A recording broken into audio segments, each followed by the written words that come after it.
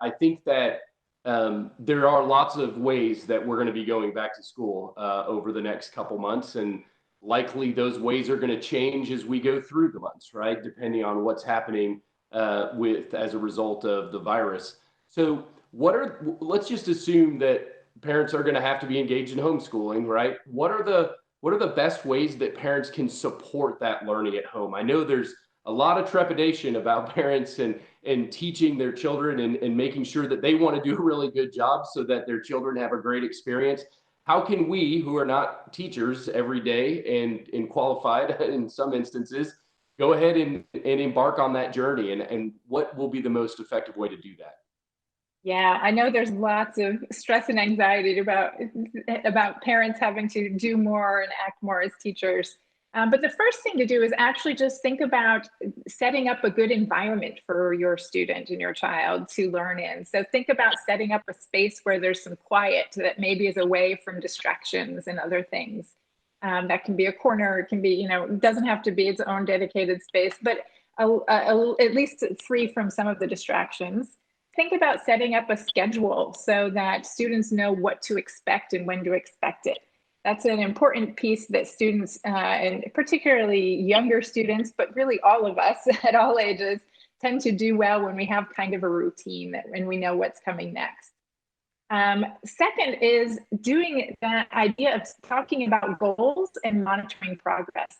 And so this is a place where you can talk to your child's teacher and understand what they should be doing for the week or what they should be learning or focus on, and help your child think about, okay, how do I know if I'm doing those things? Is that a matter of time spent? Is it a matter of number of problems? It is a matter of chapters read? What are those things that are goals? And it turns out that setting goals is really tied into motivation, because one of the big things about that's motivating is feeling successful, and having a good sense of you are making progress towards a goal really helps us feel successful at things. And so a fourth thing you can do is when students do meet a goal, help celebrate that success, make that an exciting thing. And if you're thinking days or single weeks, that's really important, because particularly for younger students, anything longer than that is just too far for them to really work towards.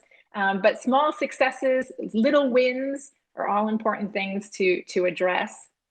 So again, communication with your teacher about what their expectations are is really important. For people that are going back to the more traditional learning in-person classes, what do we think that we can expect? I mean, I would assume that this year is going to be anything but traditional. And what are your expectations about in-person learning? If there's some in-person time, but it's not the full time, so there's doing some kind of a hybrid approach, definitely want to think about using that in-person time wisely. What are things that can be best done in person? So like doing experiments in science, things that are about creating and building. The other piece that's really important is we talk about socialization. And so now we've got social distancing, but we know that socialization from school is so important for kids. So we want to think about how to use that in-person time to build up some of those skills that we talk about. Some people call them 21st century skills, some people call them soft skills: collaboration, communication, creativity. We know these are such important skills to develop, both for kids to be successful in school and future work and all of that. And that's going to be harder when we need to social distance and wear masks. The other thing that happens in in-person schools is there's a lot of students that need additional support beyond the regular classroom. So, for instance, students who need speech language services.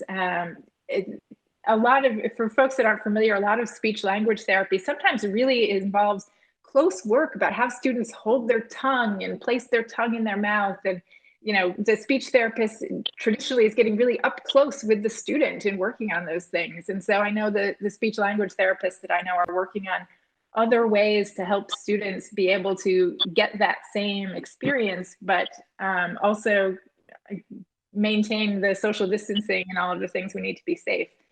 So I know a lot of schools are thinking a lot about students who need additional, who make use of all of the meal support that comes with schools.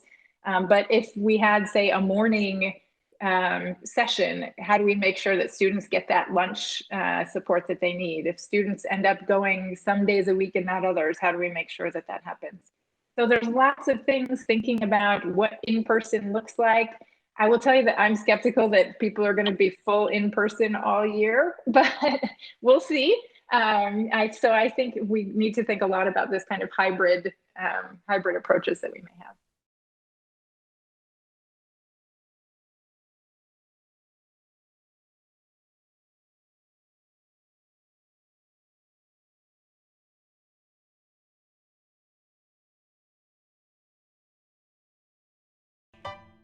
To learn more about AT&T and our response to the coronavirus, subscribe to this channel, visit the AT&T newsroom, or watch more videos on the playlist seen here.